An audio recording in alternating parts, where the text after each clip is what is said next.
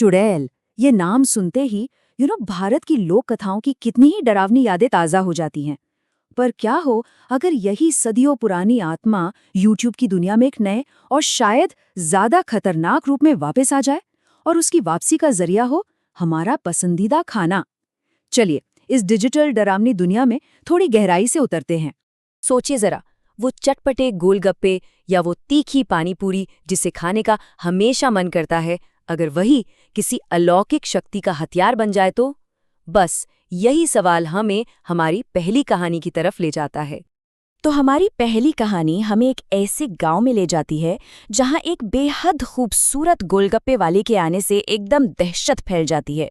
उसके गोलगप्पे जितने स्वादिष्ट हैं ना, उतने ही जानलेवा भी। कहानी की शुरुआत होती है गांव की 3 औरतों से, शाम, रूपा और सपना। वे सब अपनी रोजमर्रा की जिंदगी से तंग आ चुकी हैं और अपने पतियों से भी नाखुश हैं। और उनकी यही जो निराशा और असंतोष है ना, वो अनजाने में आने वाले खतरे के लिए दरवाजा खोल देती है। देखिए, ये चुड़ैल यूं ही हमला नहीं करती। उसकी एक पूरी सोची समझी योजना है। सबसे पहले वो एक खूबसूरत औरत का रूप लेती है, फिर स्वादिष्ट खाने का लालच देकर लोगों को अपनी ओर खींचती है, और आखिर में अपने शिकार को सबसे अलग करके अपना असली मकसद पूरा करती है। मतलब ये कोई साधारण हमला नहीं, बल्कि एक शातिर रणनीति है। और गांव वाले, वो तो कितनी आसानी से इस जाल में फंस जाते हैं। जो खाना जिंदगी देता है वही अब मौत की वजह बन रहा है। चुड़ैल को ये बात अच्छी तरह पता है कि इंसानी लालच का इस्तेमाल कैसे करना है, और जाहिर है स्वादिष्ट गोलगप्पे से बेहतर चारा और क्या होगा। और फिर वही होता है जिसका डर था। जो भी मर्द उन गोलगप्पों को चखता है वो बस गायब हो जाता है। गांव में धीरे धीरे एक अजीब सा रहस्यमयी डर और शक का माहौल बनने लगता है। सब परेशान हैं, पर किसी को कुछ समझ ही नहीं आ रहा कि आखिर ये हो क्या रहा है। लेकिन पारंपरिक कहानियों में चुड़ैल को पहचानते कैसे हैं? लोक कथाओं के हिसाब से उसकी सबसे बड़ी और पक्की निशानी है उल्टे पैर। जी हाँ, ये छोटी सी बात ही उसके इंसान ना होने का सबसे बड़ा सबूत मानी जाती है।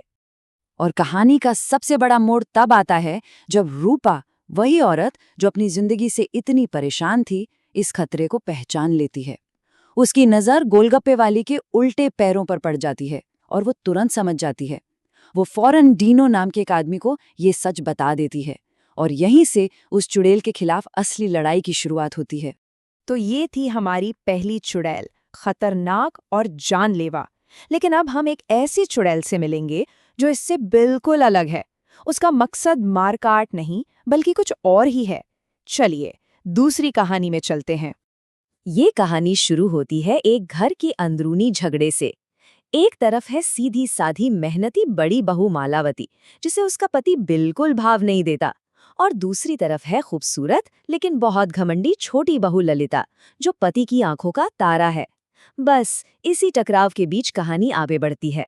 इस कहानी में चुड़ैल का आना बहुत ही अजीब तरीके से होता है। वो किसी इंसान से नहीं, बल्कि खेत से आने वाली प्याज की महक से खींची चली आती है।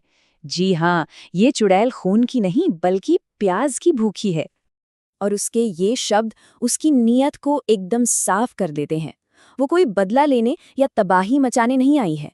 वो तो बस अपनी प्याज खाने की इच्छा पूरी करना चाहती है, और साथ ही उस घर में जो अन्याय हो रहा है उसे देखकर थोड़ा मजे लेना चाहती है। तो वो करती क्या है? वो सीधी साधी मालावती के शरीर में घुस जाती है और अपनी शक्तियों का इस्तेमाल उस परिवार में पावर का बैलेंस बदलने के लिए करती है। वो इतना स्वादिष्ट खाना बनाती है कि सब मालावती की तारीफ करने लगते हैं। मालावती को सुंदर बनाती है और घमंडी ललिता को उसके अहंकार का ऐसा मजेदार सबक सिखाती है। मतलब एक तरह से वो अलौकिक न्याय कर रही है। तो हमने 2 बिल्कुल अलग अलग चुड़ैलियों की कहानियां देखीं, एक जो विनाश करती है और दूसरी जो न्याय। चलिए अब इन दोनों की तुलना करते हैं और देखते हैं कि ये एक दूसरे से कितनी अलग हैं। देखिए, एक चुड़ैल का मकसद सिर्फ और सिर्फ तबाही मचाना है, जबकि दूसरी घर में एक तरह का संतुलन लाना चाहती है। एक धोखे और लालच का सहारा लेती है, तो दूसरी किसी के शरीर में घुसकर काम करती है। एक का नतीजा है मौत और दूसरी का नतीजा है घर में शांति और सबक। सबसे दिलचस्प बात यह है कि ये चुड़ैलें कहीं बाहर से नहीं आती। ये हमारे समाज और परिवारों की कमजोरियों का ही फायदा उठाती हैं। गोलगप्पे वाली चुड़ैल ने उस गांव को चुना जो आपसी कलह और गपशप में डूबा हुआ था, और प्याज वाली चुड़ैल उस घर में आई जहां घमंड, ईर्ष्या और भेदभाव का बोलबाला था। तो इन मॉडर्न डिजिटल कहानियों से हमें पता क्या चलता है?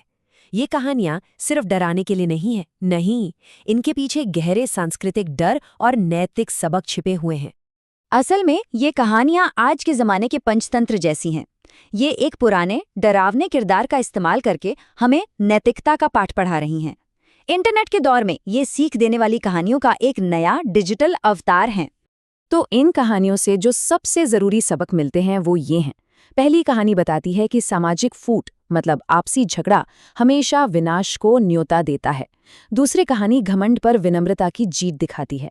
दोनों में खाना एक बहुत शक्तिशाली प्रतीक है, या तो जानलेवा लालच का या फिर न्याय का। और आखिर में ये कहानियां ये दिखाती हैं कि हमारे पुराने डर जैसे ईर्ष्या और घमंड आज भी उतने ही सच हैं। और ये सब हमें एक बहुत ही अहम सवाल पर लाकर छोड़ देता है। चाहे वो YouTube की कोई हॉरर स्टोरी हो या कोई बड़ी फिल्म, हमारी आज की कहानियों में जो ये राक्षस और दानव हैं, वे असल में हमारे समाज, हमारे अपने डरों और हमारी नैतिकता के बारे में क्या कहते हैं, इस पर सोचने की ज़रूरत है।